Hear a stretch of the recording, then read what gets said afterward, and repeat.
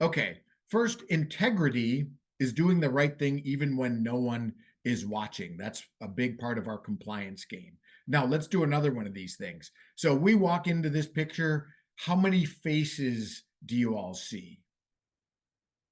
I'll give you a couple seconds to look at that. Okay, chatters, anybody?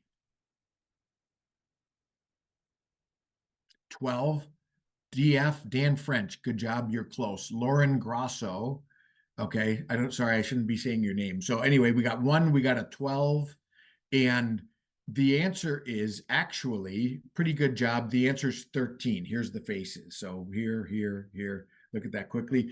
And then this really, really emphasizes the power of observation. And now we're going to take these two examples and we're going to bring it to our laundry. So here is a laundry. And this is a very special laundry. This is the laundry that I bought in 2006, and this is what it looked like. So if you just walked in not knowing anything about laundry like I didn't back in those days, you would say this looks perfectly normal, everything looks perfectly good and safe and compliant, and I don't think there's anything wrong. But at the end of this presentation, hopefully we will have given you some skills to look deeper and put those Sherlock Holmes hats on and see like, oh, actually, there's quite a few problems right here. As I learned when we had our first infection prevention inspection at this laundry, and the nurses, I think, fell on the floor and had a heart attack when they saw all these things. So we learned a lot about these things. So let's talk a little bit about compliance. And this compliance, of course, applies to everything in business and in life. And in our world of linen and hospitals and healthcare and laundries, there's the one side of the tug of war saying, wow, compliance is really expensive. It's a waste of resources. Let's just do the bare minimum. Nothing's going to happen to me. We'll only get compliant when there's an inspection. And sales, costs, and profit are all that matter. And compliance doesn't have anything to do with these things. So we don't really care about it. And what are the chances I'm really going to need this stuff? And less is more. Let's do as little compliance as possible because it's expensive and it's a waste of resources, and we'll just risk it. On the other hand, wait a minute, one failed inspection can really hurt us. Our customers want to see that we're compliant. Our employees want to see that they work for a compliant company. There's really big compliance or non-compliance penalties that are really expensive. We'll get into that in a little bit. And we can get sued. Our brand is everything. We must protect it. Investing in compliance will actually save us money. So this is kind of the other side of that tug of war. And this is the side that we all want to be on. So let's do another diversion. Is this you, whether you're a healthcare facility or whether you're a laundry, getting ready for the inspection? And you can see it's NBA finals time or semifinals time. So there's a big mad scramble for the ball going on here. And the mad scramble, you have to clean up the plant for a few days before the inspection. You have this urgent exercise at the hospital to get all your policies up to date, get the employee trainings up to date before the inspection. There's a frenzied rush to fill out all the checklists. We have maintenance logs, cleaning logs, injury logs, titration records, and more. We have to get the signage posted in our hospital or the signage posted in our laundry. There's a chaotic dash to get employees in hairnets, uniforms, PPE the day of the inspection. And we want to make sure that our airflow is correct everywhere in the plant. So these are things that a lot of laundries and a lot of hospitals experience when they get that dreaded inspection. So you get the call from the accreditation body, or you get the call from the Department of Health or OSHA or the infection preventionist that's going to look in your laundry. We're going to be there next week, or we're going to be there tomorrow. Uh-oh, let's get this scramble. Is this you? Or is this you taking my 2000s rap? He's nervous, but on the surface, He looks calm and ready. That's an Eminem quote there. And basically, is this you? Your plant has a compliance program that's diligently followed. So inspection day is just another day. The plant's clean because the cleaning policy is followed. Documentation's up to date. It's part of the compliance program. All employee training records are up to date. They're part of the compliance program. Checklists are current. These are part of the compliance activities. And all the signage is up and followed daily. Employees are dressed as they should be dressed per the policy. Airflow is correct, and that's checked every day. This is what we want you to get to. So in our plant, we basically would say, are you inspection ready, or do you practice inspection readiness? Every day should be inspection day. So treat every day like it's inspection day. So the overview today is we want to talk about, why does compliance apply to me? What are some real world consequences of non-compliance, so we can really hit this home and show you why this is so important. Talk about types of inspections you can get. Talk a little bit about our industry accreditation and certification bodies. And then we're going to spend a lot of time going through common inspection failures related to linen and laundry. Talk about building your compliance program, and then tell you what help is available for you. And we'll leave 15 minutes at the end for any questions. Okay, so why does compliance apply to me? Well, patient safety and staff safety are number one. If you don't have a compliant hospital and you don't have a compliant laundry, you're putting your staff and you're putting your patients at risk, and that's a big deal. There are legal and regulatory consequences if we're not compliant, and there's lots of legal ramifications to non-compliance, which we'll go through a couple of them. If you're non-compliant, it's going to really hurt your reputation, and our reputation is everything. Easy to ruin, very, very, very hard to build that reputation. Employees love a compliant program. They feel safe, and it's very good for their morale. And believe it or not, being compliant actually ends up saving us money. Even though there's money to be spent at the beginning, a compliant laundry or healthcare facility actually that costs much less in the bigger picture of things, giving us a competitive advantage, whether we're a laundry, whether we're a vendor, or whether we're a healthcare facility. So let's look at some, I just scraped off of Google, or maybe I should say ChatGPT now in the world that we're living in, but these are actually from Google, a couple real world consequences of laundry linen non-compliance. So here was a laundry in New Jersey that was fined $186,000 over potential pathogen exposure. And the one thing I would say is the $186,000, that's a big number. That was just the fine. So all the inspection and all the remediation and all the things that they had to do to all the brand reputation stuff, I guarantee you that was a lot more expensive than the $186,000. And what did they do? They just violated OSHA standards. That's pretty simple stuff. And I think that they said were willful violations for it was basically bloodborne pathogens, inadequate hepatitis B vaccinations, and things that we all have to do. But this is what happens if we don't do them, or we forget, or these guys fall through the cracks. That's a really, really big number there. And then here's another one. This was in New York City, and this says 70,000 here, but actually it went to 201,000 here. And this was this was a hospital where they didn't practice bloodborne pathogens training. So what happened in this case was, according to best practices and OSHA and bloodborne pathogen standard, you have to use proper bags for soiled healthcare textiles. So this place actually was using brittle, flimsy bags that would break, and I think some employees complained Then OSHA got in there, found out that not everyone was offered PPE. Then they looked at their hepatitis program and found that that was deficient, and whammo, there you go, $201,000 down the drain, plus a reputational damage, plus all the work to get that fixed, plus you're on their radar right now, and we all know that we don't want to be. This is one radar that we don't want to be on. Okay, so let's go to a couple more. Here's a fire. Basically, this was a fire that cost $3 million at a laundry plant that happened. And I don't know the cause of this one. And then here was another fire that was $7.4 million. This was in Australia at a commercial laundry service.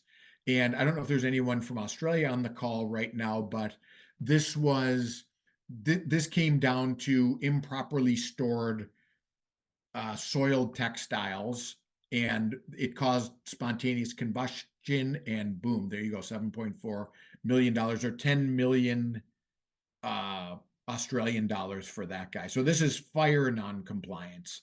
Now let's get even more serious here. Here's some non-compliance related to infection prevention. So this was Children's Hospital in New Orleans in 2009 that resulted in 5 patient deaths. And this was tied actually to the linen. So in this particular case, there was a fungus that was on the linen. And interestingly, this fungus was environmental fungus after the wash. It was not going into the wash. So one of the things that we say in the linen laundry world, it's very easy, not very easy, but it's relatively straightforward to get the linen clean. It's a much bigger challenge to keep it clean all throughout the journey from the washer to the actual patient. And in this case, the carts weren't covered, the carts weren't cleaned properly, and then during transport, the contamination happened, and it tragically resulted in death. So non-compliant linen practices and standards, and this is the result of that. I'm highlighting, this is a study that was done in Saudi Arabia. And what these guys did is they basically studied a bunch of linen and had it biologically tested in hospitals in Saudi Arabia. And the study that they did tied contamination levels to the wash process, including chemistry, time, temperature processes. So how are you washing your stuff? Environmental cleaning, protection of linen and textile types. They're basically saying that if you don't get these things right, then it's going to impact linen contamination and result in healthcare associated infections. Pretty obvious, but when you see the study like that, it hits home like that.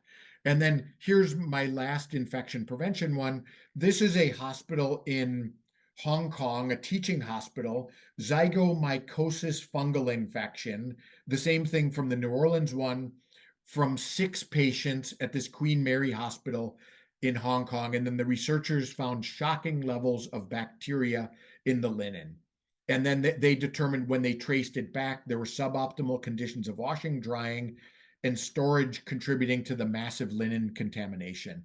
One of the things I think is interesting about these studies is, one is they're shocking the ramifications and consequences of this, but what they don't do, I don't think they do a really good job of, is digging deeper on the laundry part of it. So they look at it from the clinical standpoint and what was the after effect, but I don't think they dig as deeply as they should into the actual laundry practices part of that. And that's one of the things we at Compliance Shark are trying to do, is get really, really deep in the laundry world from an infection prevention lens. Okay, so let's while we're on infection prevention, let's take a detour and let's look at how big of a problem is this with linen? What are healthcare associated infection statistics look like? So there are 1.5, these are, I can't remember the date of this. I think this is 2018 statistics, so it may have changed a bit. There were 1.7 million annual infections in the United States alone. 99,000 deaths from HAIs each year. That's a huge number. 1 in 31 patients has at least one HAI. That means if 31 people go into the hospital with something, they're going to contract something else some infection in there. That's a very, very scary statistic. They cost 28.4 billion to 45 billion annually. And there were 23 documented outbreaks tied to linen since the mid 1970s, 70s, impacting about 650 patients. When I look at this number, I see, boy, this number is not that high, but what I think is the key word there is documented. So I think, as the Saudi Arabia study showed and lots of other studies show, there's lots of studies that prove there are pathogens, there are risks, there are contaminants on healthcare linens, and they can contact surfaces. So I would venture to guess there's a lot more outbreaks that we don't know about that are tied to linen. And all of these were preventable. The ones that we know about, they were caused by non-compliant textile processing. So unprotected linen during transport, that's the New Orleans one. Contaminated washer and seal, damp, moist textiles leaving the plant, dirty rinse water, dirty finish carts, and improper wash formulas. Let's dig a little bit deeper into some other studies. So this is a study that shows that pathogenic microorganisms can survive up to 21 days on linen. So, this shows a lot of stuff. So one is, if there's contamination when we wash it, or there's contamination afterwards, that's going to last a long time on that linen. A 2019 study at 15 transplant and cancer hospitals. So transplant and cancer, these are very immunosuppressed patients. 33% of the linens were visibly uncleaned. Mucorales was recovered from more than 10% of the linen. So Mucorales is the microorganism that resulted in the New Orleans and the Hong Kong infections. So that's pretty scary stuff. Most transmission of infection occurs through surface contact between patients and healthcare staff, or vice versa, as well as through the environment. So we know soiled healthcare textiles can contaminate surfaces and medical devices. So yeah, that's a really big risk there. And then the contribution of fabrics in the transmission of multi-drug resistant organisms like MRSA or VRE and P. aeruginosa has also been realized. That's this study. And then the last one that I'll reference, and there's many more, is a 2021 Canadian study found privacy curtains can be breeding grounds for resistant bacteria such as MRSA. And if you've been in a hospital or you're in a laundry and you see cubicle curtains and you see everyone grabbing them and maybe they haven't washed their hands, you can absolutely see how that's possible. And reports of microorganisms on healthcare textiles are a very common possible source of infection in patients. Okay, so if you've been in this game as long as I have, you might be saying, wow, producing hygienically clean linens at the patient site is really challenging. So there's dangers of contamination at every turn. Even if we do get it clean, everything must go right. And if there's one failure in that chain, there could be contamination. We can't have equipment failures. We need redundancy of processes. We need to monitor our processes all the time to make sure they're performing as designed. And one missed step can spell disaster. When I look at this, kind of reminds me of a plane crash. Like in a plane crash, all these things have to go wrong. But conversely, in a healthcare linen, one thing goes wrong and it could be this disaster. It's a stretch, but it certainly makes you think about things differently. So there are there are multiple types of inspections that you can expect. We have in our own laundry industry, we have HLAC, the Healthcare Laundry Accreditation Council, and we have TRSA, the Textile Rental Service Association, and they do accreditations and certifications. And I'll get into those in a little bit more detail, but that's not it. There's government agencies that can also inspect you and will inspect you. The Wage and Hours Division of the United States government, the Environmental Protection Agency, OSHA, your local departments of health and ecology, the Department of Transportation, ICE, the Department of Labor, and the Equal Employment Opportunity Commission. These are just some government agencies that My Laundry had been looked at by many of these guys. Lots of fun. And then from a hospital perspective, there's the infection preventionist that can look at your drop in on your plant. There's EVS that can drop in on your plant and their hospital. There's their accrediting agencies, and there's CMS as well that can inspect different healthcare facilities. So let me digress a little bit, and I'm going to talk about the different industry certifications and accreditations. There's HLAC and there's TRSA Hygienically Clean. I'm not going to go too deep into these guys. So HLAC, the Healthcare Laundry Accreditation Council, it's a nonprofit formed for the purpose of inspecting accredited healthcare laundries according to the highest standards for infection prevention.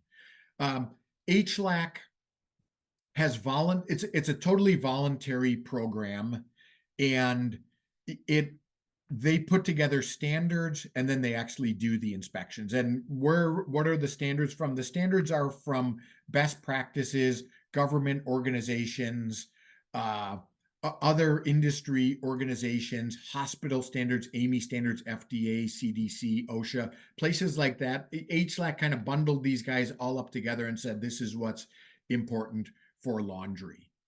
And the idea is this is evidence-based research. And here's a little bit of a breakout of how the standards work.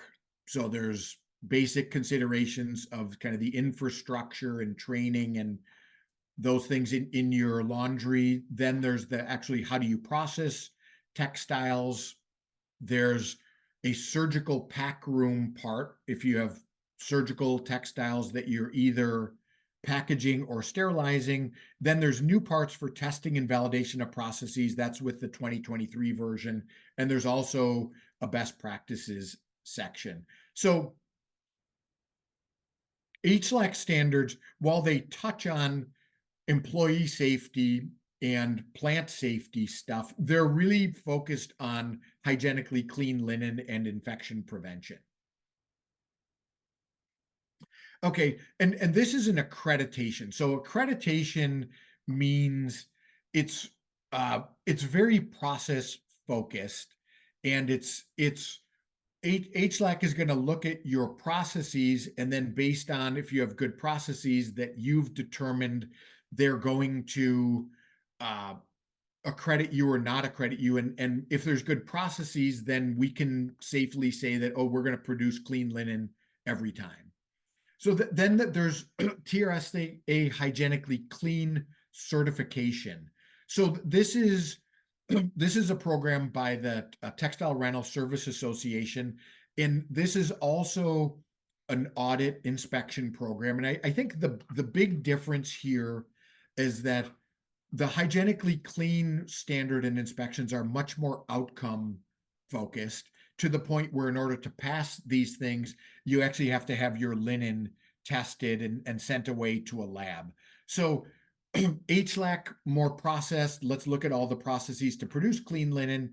Hygienically clean, let's actually look at the outcomes. Let's look at your QA manual. Let's look at your clean linen outcomes. Let's look at all the outcomes of different parts of your laundry to show that you are certified.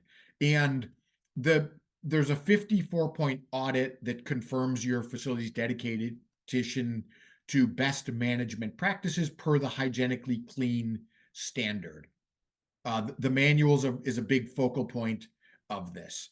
And I'll get into a little bit more which should you do of these if you're a hospital or if you're a laundry. And the long and short of it is I can't answer that question. I can just tell you sort of the difference between both. Some places only do hygienically clean. Some places only do HLAC. Some places do both. Some places do neither. So now that we've gone through the different types of inspections, I've, as part of Compliance Shark, I've spoken to many people and done many inspections over the days.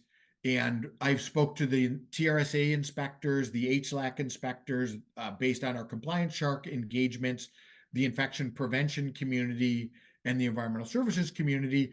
And these are the top inspection failures that I've observed. So I'll give you the failure and then why it's bad and what to do to mitigate that. Obviously, there are hundreds of potential failures, and I'm just picking up the top 10 of them. I think I have 10.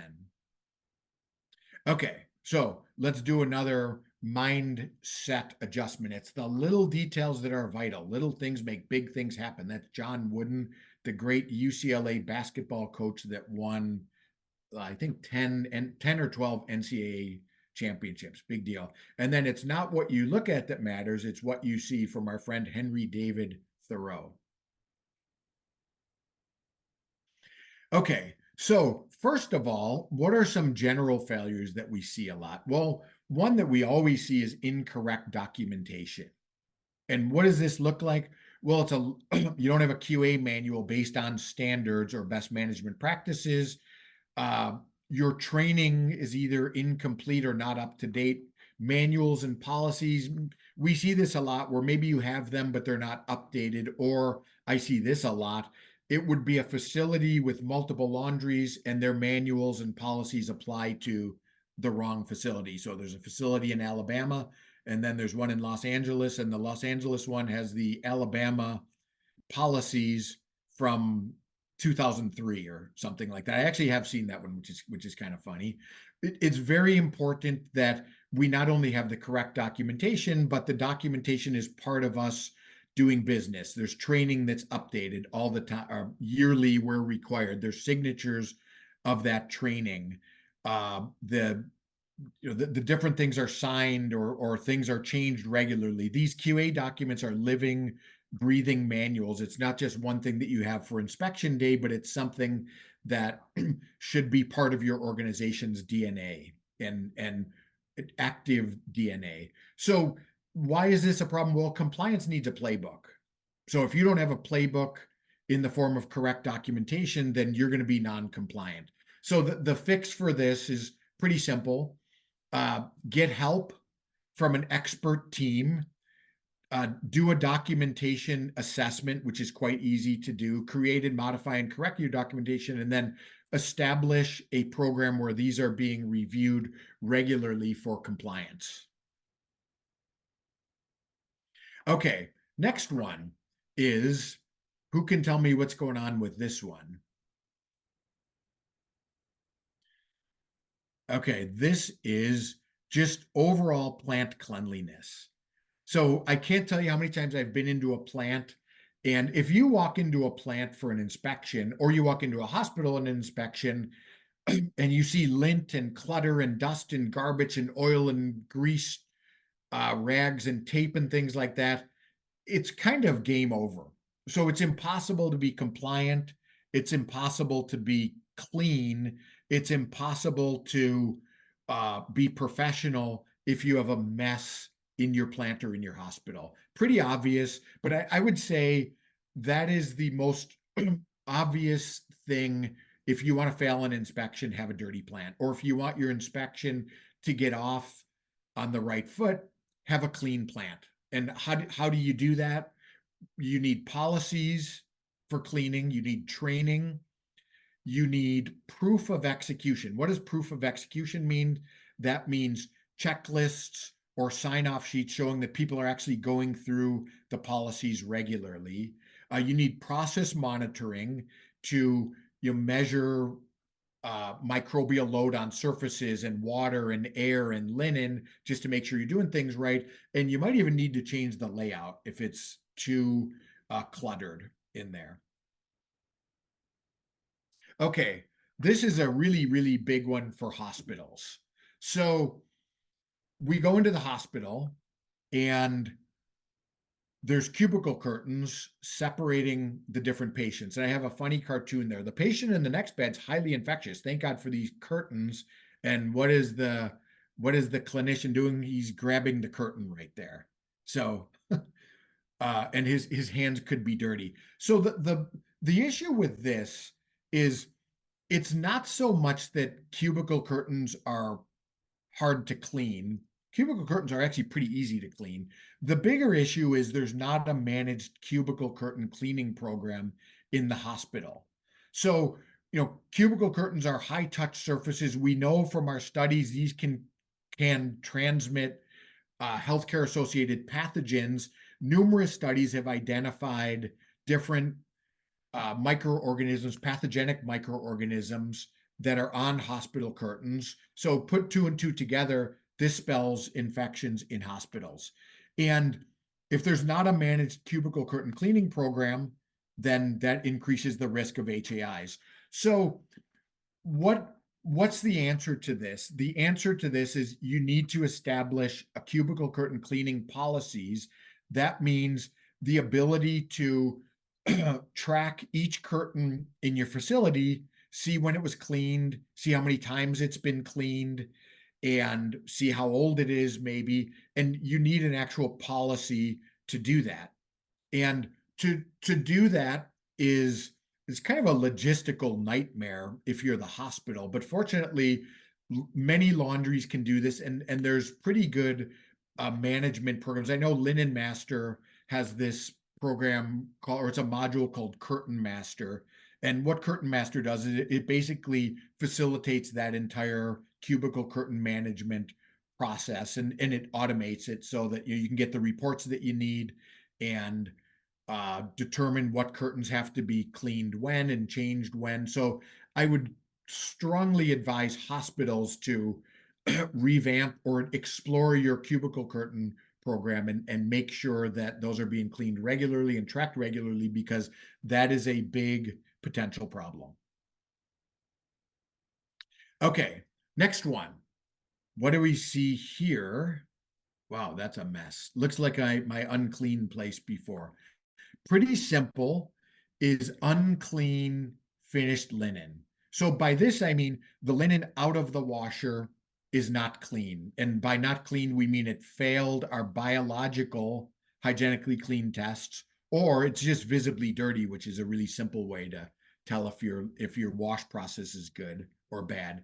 And this is obviously a problem because the contamination is a patient safety risk and risk to everybody.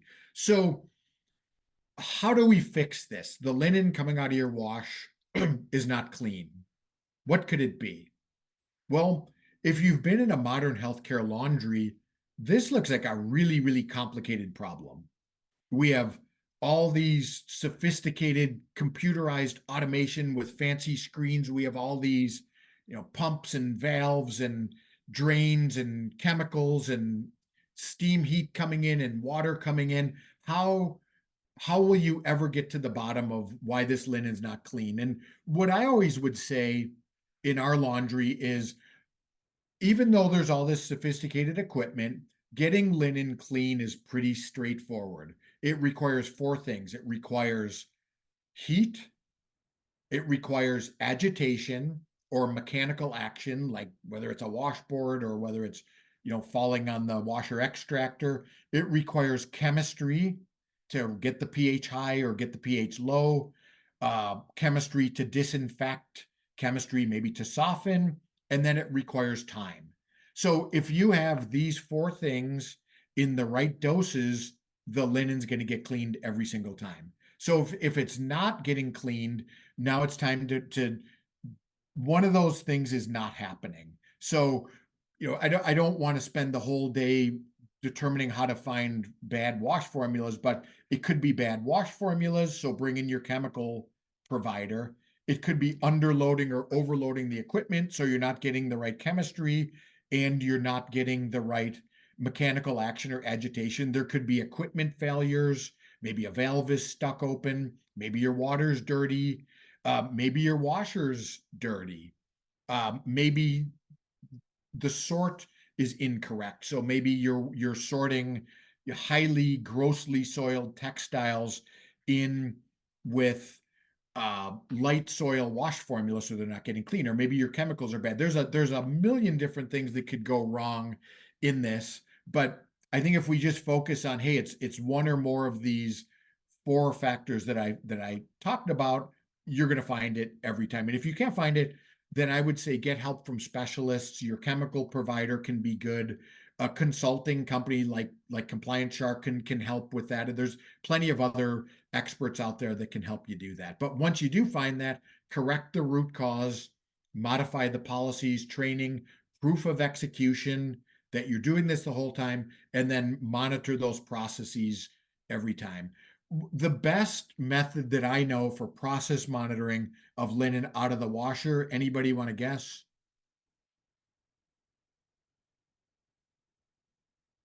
All right, I'll do it's the simple sniff test and the simple visual test. So if the linen coming out, most times if it's not clean, you're going to be able to see that.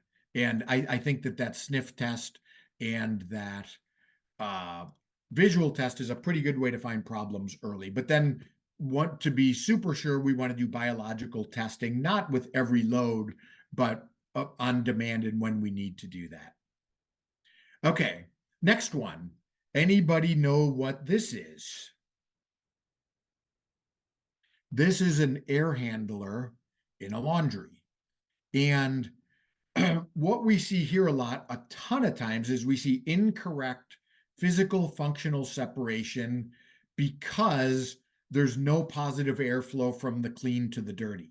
So this is the clean side of a laundry, and we want to make sure that this clean side has positive air pressure to move this clean air into the dirty air, which is where the linen would be washed, or the linen would be sorted, or the dirty linen would be staged. We want that air to be dirty, but we don't want that dirty air to come into the clean area. So why would this happen?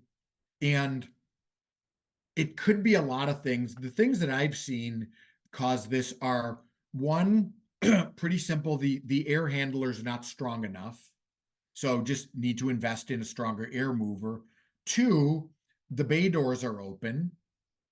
Three, fans are off at times. Or four, there's hidden gaps where the airflow might not be right. So many times I've gone into a laundry and everything looks great. The airflow looks wonderful, and we have streamers to make sure that it looks good, and we have these airflow checkers. And then the truck drops off dirty linen. The driver opens up the bay door. Whoosh, that air overpowers the air handlers, moving all that dirty air onto the clean side and contaminating the clean linen. So there's I'll get into ways to fix that, but let me go through just other things that happen. Another one that I see all the time is, to do proper airflow, we need fans. Guess what fans are? They're really cold.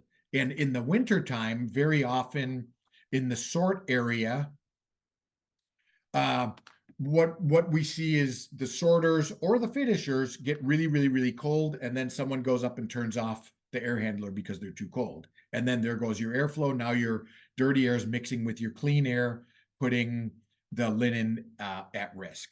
That's another kind of big issue. So let's go through our fixes now. So one, correct the infrastructure under all conditions. That means airflow must be right at all portions um, where the clean and the soiled meet.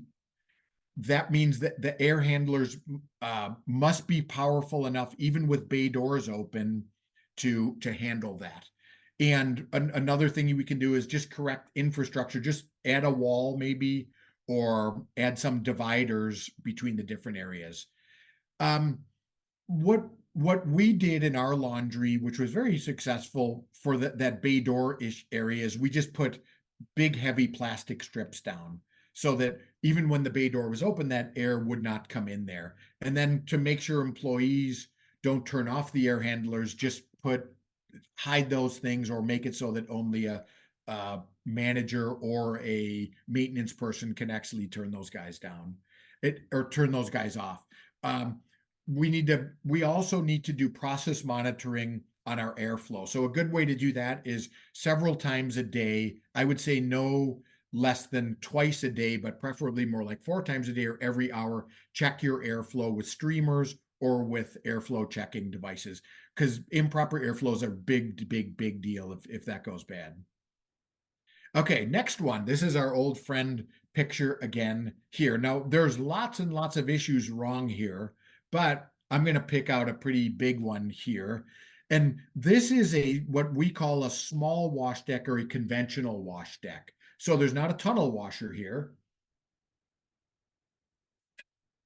There's washers and then there's dryers. And every laundry, every healthcare laundry has a conventional wash deck. And unless they have pass through washers where the clean goes in here and the dirty goes out the back, which are kind of rare, or the dirty goes in here and the clean goes out the back. These are kind of rare in North America. We need to build policies to fix this. So what we see in this picture is clean linen here staged for the dryers, and then there's dirty linen going in right here. These guys are really, really, really close together, and that's going to cause cross contamination. So if you have this layout, I have two things to say. One, try to get a better layout because this is not a great layout. What we did is we moved these guys way, way, way, way back here, which kind of fixed it. But if you have this layout, then you have to put policies in place where none of this clean can be anywhere on the floor if there's any dirty coming in here.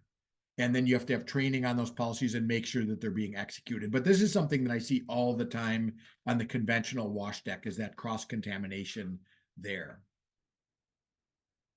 Okay, so policies training, get help from laundry experts if you need like a redesign, you need help with your policies on that. We do that. Compliance Shark helps with that, but there's lots of other companies that can help with that as well. Okay, next one is, I see this all the time. And here's where we put our Sherlock Holmes glasses on. So everything looks good here. Everything looks good here. We got a nice ironer. We got these nice ladies feeding the ironer. But what? Oh no, the linen's dragging on the floor. And does she have booties on? Nope. Are her feet clean? Probably not. Is that floor clean? Almost definitely not. So how do we fix this? Pretty simple. Or why is this bad? If that linen is dirty, that's a patient safety risk. That's also an optics risk. But what we would suggest is, number one, put a cleanable stainless steel or polyplastic or some type of plate that's smooth and cleanable here for the linen to dangle on. Implement policies where that will be cleaned and disinfected regularly. Regularly means maybe in between accounts or every hour or something. And then put in a rigorous process where these folks have to wear booties whenever they're doing the linen here. Pretty simple, but make sure you follow that policy. Okay, next one. This is this is a general one, are hard surface contamination. So clean linen touches a lot of surfaces, touches conveyors, it touches uh, carts, it touches tables, it touches hands, it touches shelves and trucks and all these different things. And if any one of these is contaminated, it's going to contaminate our linen. So how do we fix this? This is just a good old fashioned blocking and tackling one. Make sure you have cleaning policies for all surfaces that are going to hold clean linen. Make sure there's training on that. Make sure there's proof of execution on that, and do process monitoring. So what does process monitoring mean? In this case, it means check your surfaces for biological contamination. There's ATP tests, which are on the spot you can do, but also you can do swab tests and send them off to a lab, which will validate your one, that they're clean, but it will also validate your cleaning processes and maybe your cleaning frequency processes. Okay. Do I have a question? Can you address blowdown processes? I will get to these questions later on this. This is actually a good question. And you know what? I'm going to answer this question right now because it's relevant to the topic that I'm on. So by having cleaning policies and a clean environment, part of that is The major components of a laundry that can contaminate things are there's surface contamination, there's air contamination, there's water contamination, and there's hand contamination.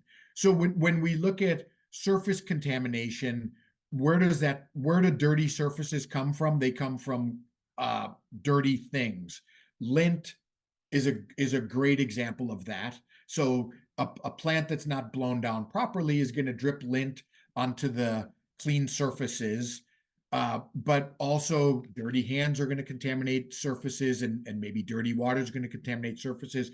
So as far as a blowdown schedule, uh, my answer to that is it depends.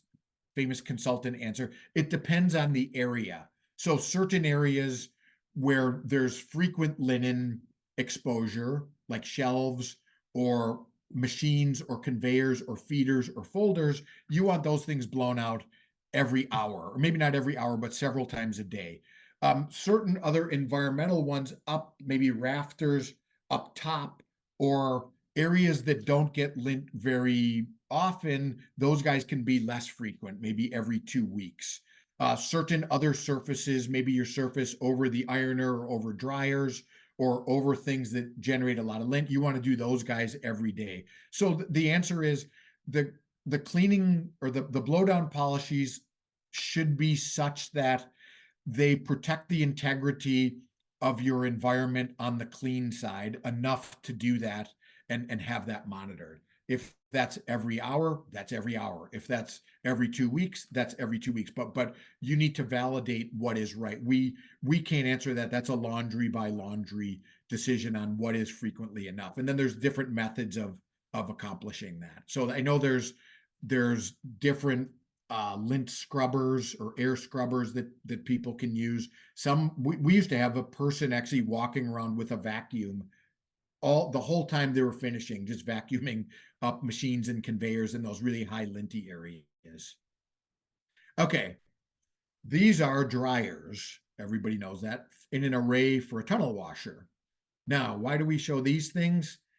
Damp textiles leaving the plant. This sounds obvious and it sounds simple, but it's actually really complicated, or not complicated. It's very sensitive. So, uh, where does this happen frequently? It happens in automated plants where linen is coming out of the dryers and no one's checking it.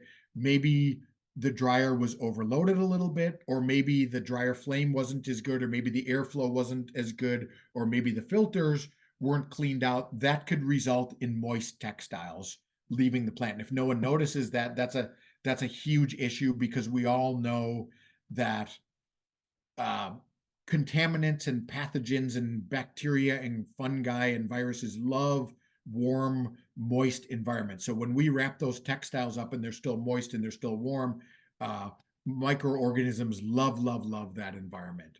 The other place that we see this is on the ironer, the flatwork ironers. So typically we feed sheets into a flatwork ironer damp, and we want that ironer to go as fast as it can for our production efficiency. But if it's too fast, what happens? The linen's going to come out still damp, and then we're going to wrap it up, and we have that risk. This happens a lot.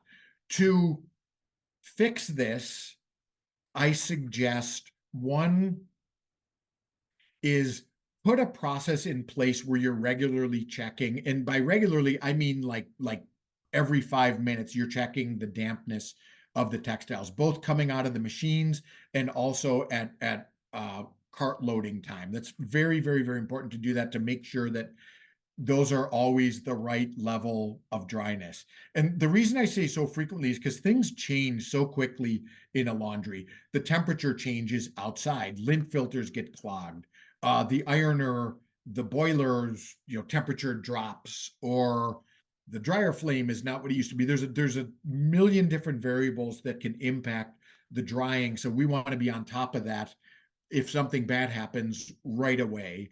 And then if it is happening, what's the root cause? Some things to look at are dryer settings or ironer settings. Often the loads are too big in a dryer. This can cause this. Often lint filters are clogged in a dryer, so it's not getting adequate airflow, which impacts drying.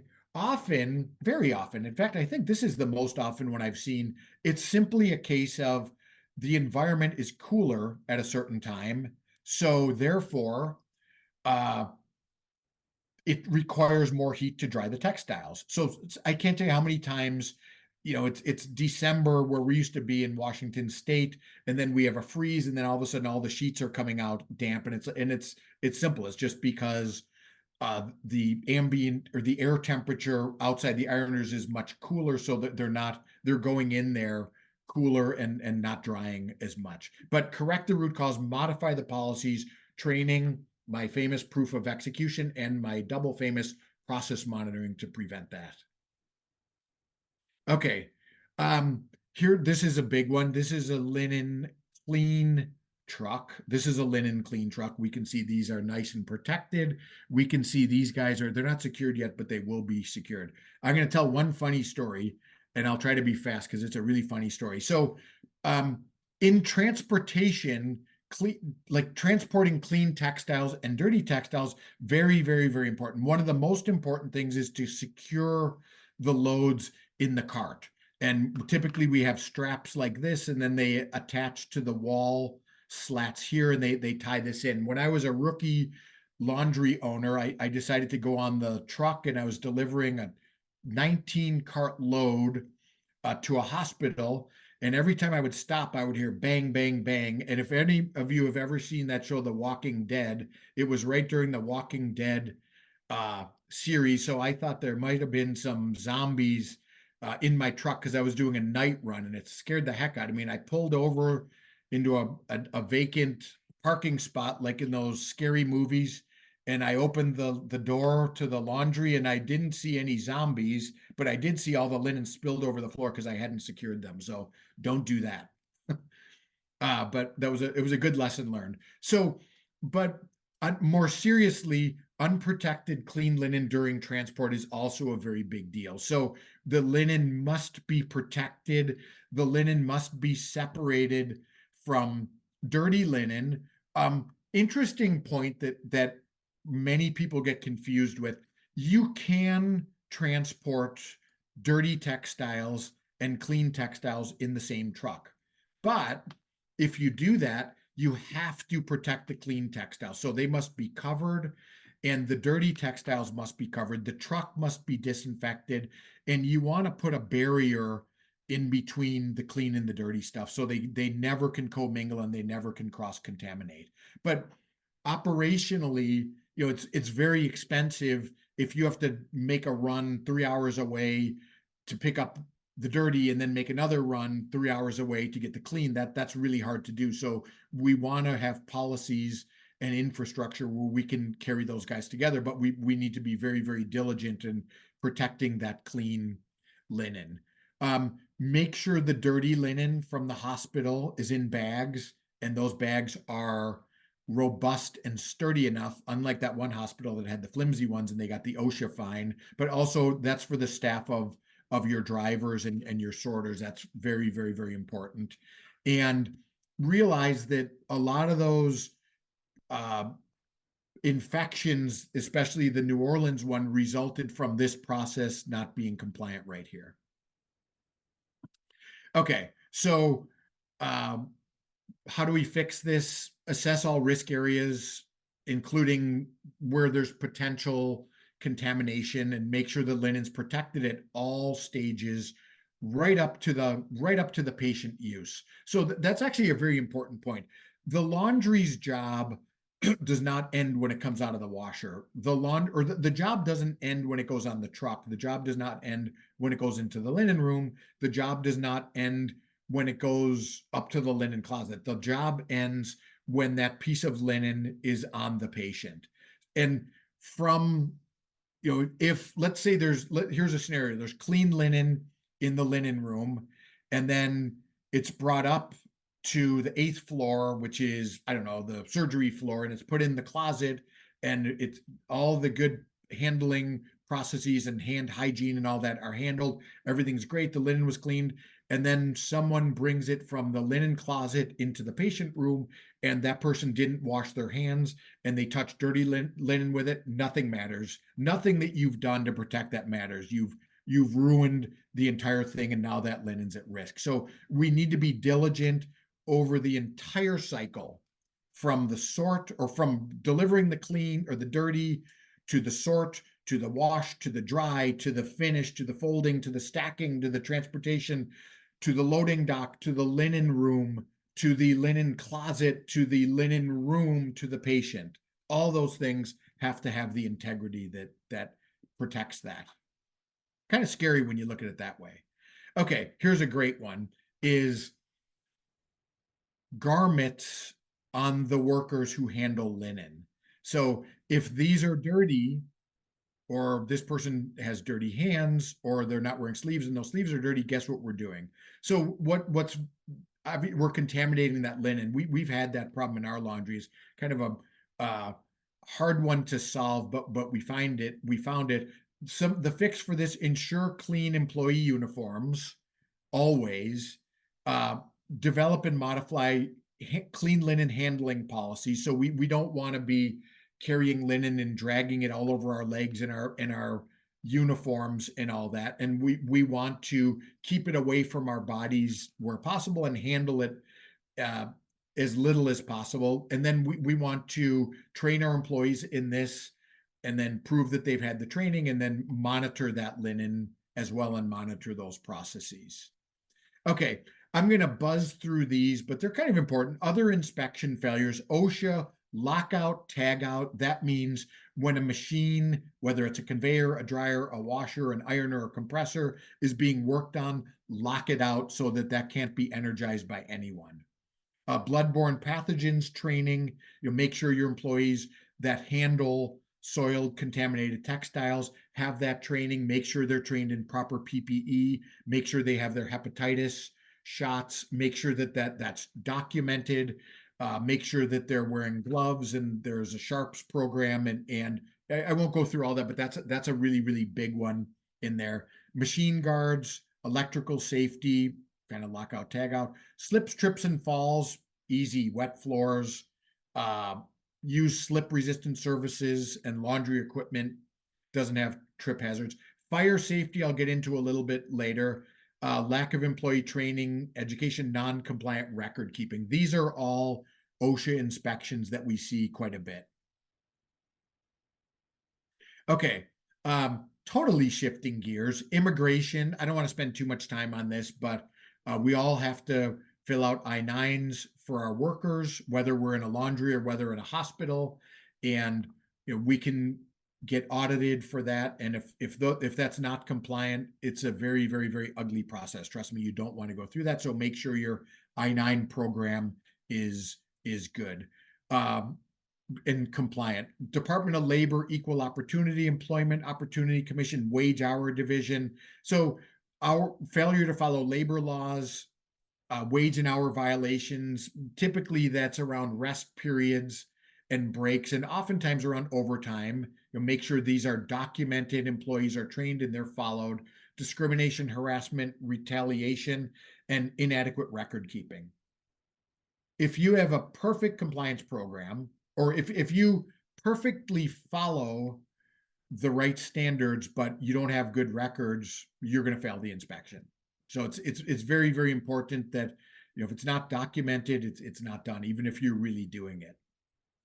Okay, Department of Transportation. This is an interesting one. This is actually a very, very interesting one. So there's things about commercial drivers and weights and distances and rest periods where there are very rigorous standards on how far drivers can go and what brakes they need and what kind of trucks they can drive.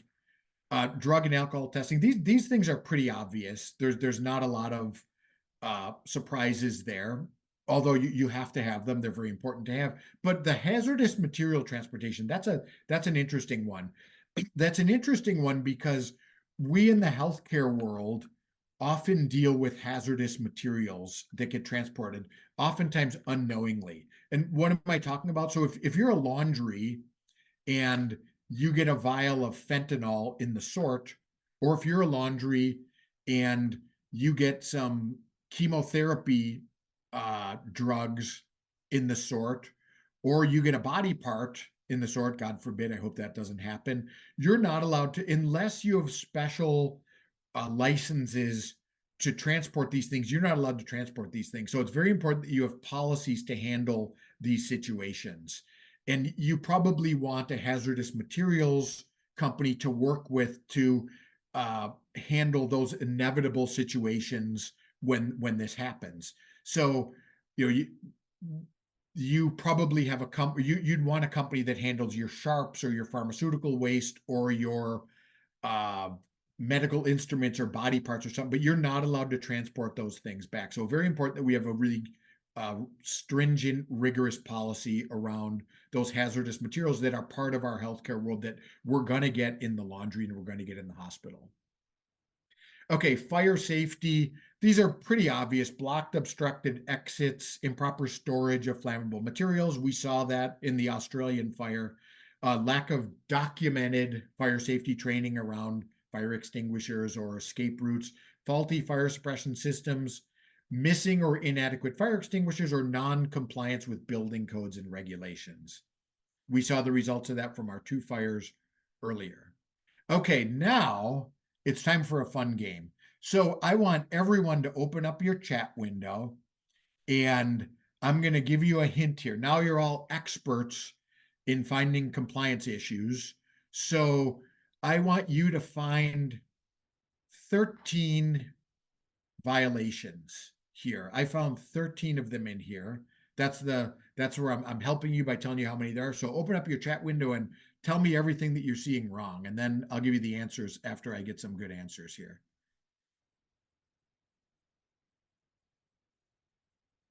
Okay, air curtains open. Good job. That's a really good one. Keep going. Dirty near clean. Great one. Yep, absolutely right. What else? No PPE on employee. Thank you. Good job. I think we're up to 4 floors dirty. Excellent, excellent, excellent. That's a good one. Items on the floor. Excellent. That's a good one. Incorrect airflow. That's another one. Standing fan. Thank you. Good catch. Very good catch. Way to use those Sherlock Holmes glasses. Okay, lint on air handler. Great one. Not inadequate environmental hygiene or blowdowns.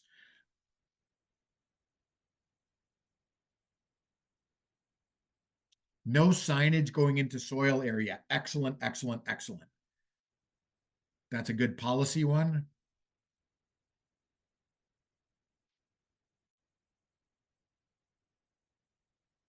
Okay, I will stop it here. Now here's the answer key. Oh, is there, did I get one more? I got some more. Hold on. Air curtain propped open. Yeah, we said that. Silver tape on vents. Excellent. Not a smooth surface. That's a good one too. So good job. You guys did great on this. So let me go through. Here's the ones that I found. And I should know this because this was my old plant that I bought. I had to fix all these things. It was really painful. Okay, so here's a vent with tape. So this guy's not cleanable. It's coming from the dryers.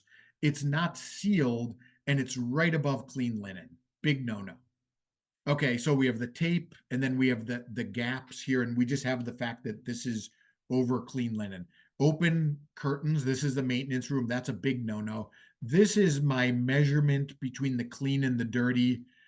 This is a very, very, very small distance, and that's asking for trouble. This guy's not wearing the right PPE. There's wood, which is kind of hard to see on the clean side. Wood we know is not cleanable, and it harbors molds and fungi and all kinds of nasty things. There is a fan, which is a big no-no in a clean area because that's going to blow all this dirty stuff onto this clean linen. That is a drain that is very not clean and a floor that's very not clean. There's clean linen just sitting out there. There's tape, which is impossible to clean on a clean linen cart. And there's dirty wheels on a clean linen cart, kind of hard to see. And there's a machine, this is a washing machine that's in disrepair. And when linen comes out of this thing, I bet you this surface is not clean. So that's another, and it's very hard to clean. So that's those are the ones that I found. Thank you, everyone. These are great. Good job. I'm very impressed that you found all these things. Okay, so now the question is, wow, I've gone through a ton of stuff and I didn't even go through everything that could go wrong, and I didn't go through every compliance thing. This is a massive thing. So the question you might ask is, should I outsource compliance?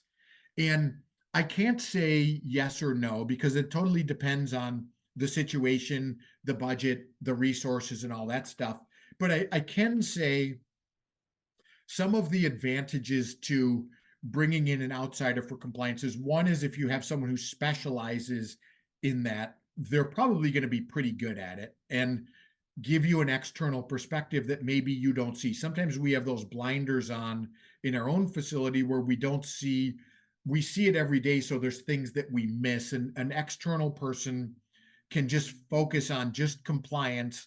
And also, this can save money, and it can save money not only in preventing compliance infractions, which are really, really, really, really expensive, but oftentimes in our laundry we had a compliance person, but that's a full-time head that could be deployed elsewhere. So what you might do is hire a company that would come in and do compliance things a couple of times a year, maybe put together QA manuals, put together environmental hygiene policies, uh, put together process monitoring protocols, or training classes, and then have them come in once a quarter, once a month, twice a year to make sure that everything's up to date. You don't have to do anything in that case, and you'll have a bulletproof compliance program with your staff trained, documentation up to date, policies up to date, where if there is an inspection, you can just bring that out. And if you do that, once a month or once a quarter, that's a way, way, way less expensive than having a permanent compliance person or people on site. And an ounce of prevention is worth a pound of, I forgot how that goes, but you understand the point. And by doing something like this and being compliant, you will always be ready for an inspection. So that's kind of uh, these are some reasons to do this. I have a whole bunch of other slides on building your compliance program at the end of this, which I'm not going to share because we're at an hour and 15 minutes and I want to leave some time for questions. But if you get me offline, I can help you with how to build your compliance program, some things that you can do afterwards. You can get me via email or reach out to me directly. Okay, so my last slide before we get into questions is just, I really want to stress how important the service is that we all perform, whether we're in the hospital or whether in the laundry. That clean linen at the patient use is so important to our communities and to our whole healthcare infrastructure. So hopefully you all get that, because that's why you're on this call. So I will open it up to or I'm going to turn it over to Brittany right now for our Q&A piece. Awesome. Thank you so much for that insightful presentation, Greg, and sharing all that information. I certainly learned a lot. So we did have a few questions come in both before the webinar and during. But before we get into that, I'm going to launch a quick poll to give our audience the chance to request more information about Compliance Shark or Linen Master software solutions. So I'll leave this up for a minute or two. And then we can get into our questions. Okay. Awesome. So one person asked, you've covered so much information and it is a bit overwhelming. How do you suggest we get started with building or revamping our compliance program? Yeah, that's a great question.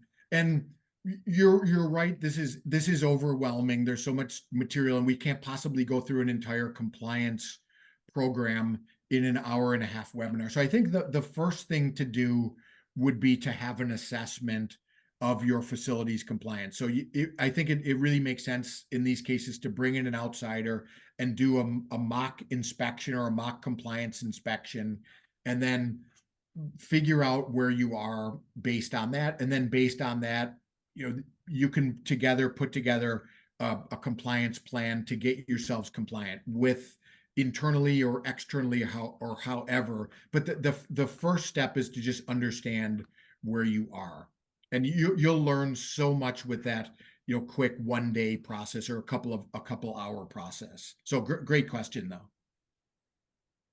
Awesome. We had another question. Do you recommend hiring a full-time compliance specialist?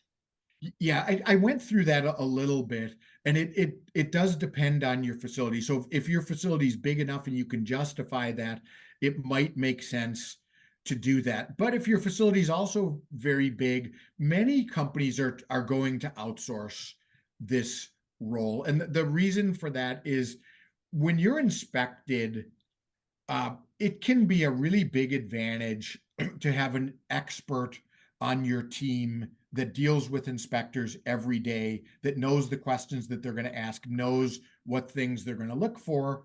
And I think that it can be a really, really big advantage to have someone else do that that's not full-time but very efficient, makes your organization look much more professional. And if that's what they do, they're probably going to have expertise and resources that you don't have.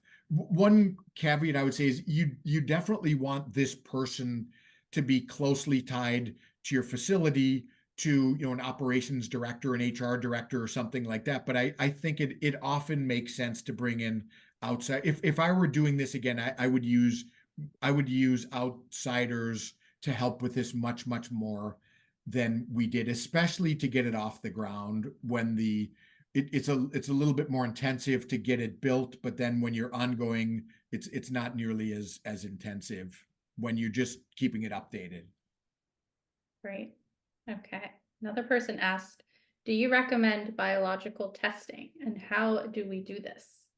Right. So that's a great question. The CDC does not recommend biological testing of linens unless there's an outbreak. And you can see why. I mean, it's a very rigorous process to take every load of linen and test it biologically. But as part of process monitoring, we suggest that you do some regular biological testing of surfaces, certainly of linens, of air, of water, of employees' hands. And you do that just to validate that the processes are happening right. So linen, are your wash formulas working? You can do the sniff test and the visual test, like I said, but to be sure, you want to have like a benchmark of biological testing. For surfaces, how's your cleaning working? What's your baseline? Well, let's do some biological testing and see. Let's revisit it and then see if we need to clean better, or maybe we can clean less frequently. For air, is the air clean in your finish area? Well, it looks clean, but is it really clean? You can do some regular, although infrequent, biological testing of air just to make sure that your cleaning processes are working as they should. Great info. Awesome. Okay. Our next question. Do you recommend HLAC accreditation or TRSA certification? Will this So cover us for infection prevention visits? And is this something you can help with? Oh, yeah, that's another great question. And the answer is yes, yes, and yes. So we recommend all of these, but the problem is resources. And do I recommend one or the other? Not really. I mean, I think they're a little bit different, but they're both good programs. I would recommend both of them if you can afford it. But this is a very important but. I don't know. Hopefully, there's still a lot of people on here. The one thing that I would say very, very emphatically is having accreditation or having a certification does not guarantee that everything is perfect. So if you're from a hospital on this webinar, you want to trust, but you want to verify. You want to verify the linen, you want to verify the policies, you want to inspect your laundry. And even though they're accredited, that's a great thing. It's great that they went through and took that seriously enough to do that. You definitely want to, like I said, trust, but verify those things yourselves to make sure every day that is inspection ready and every day is compliance day. Great. Okay. Alice asked, are there guidelines for temp/humidity in large linen storage areas not addressed by HLAC? So there are, for clean linen, there are, I don't have the standard in front of me, but I think the standard says it can't be humid, it can't be too cold, and it can't be too warm. I think they're very general like that. However, for pack rooms and surgical pack rooms, there are stringent standards for humidity and for temperature. I can't remember what they are, but I think it's like 72 degrees Fahrenheit, and I don't recall exactly what the relative humidity is, but there are rigorous standards for that, and those need to be checked at least daily, and those checks need to be documented. So yeah, that's very, very, very important. So good question. Thank you for that. Awesome. It looks like that's all of our questions. If anyone else has any, please put them in the chat. I'll leave it I open think for two more someone asked, seconds in case anyone has any others. Any other final words, Greg? did someone ask, I think someone asked about references, right? Earlier. Will the reference list be made available to attendees? Yes. Okay. So yeah, and we'll definitely do that. Yeah, Oh, you answered it. Okay, good job, yeah, Brittany. correct. Okay. So, are there any more questions?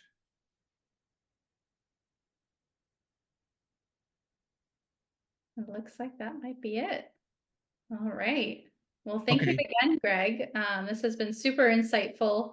Really appreciate you taking the time to do this with us, and appreciate our customers and attendees for joining us as well. I hope you found the webinar helpful.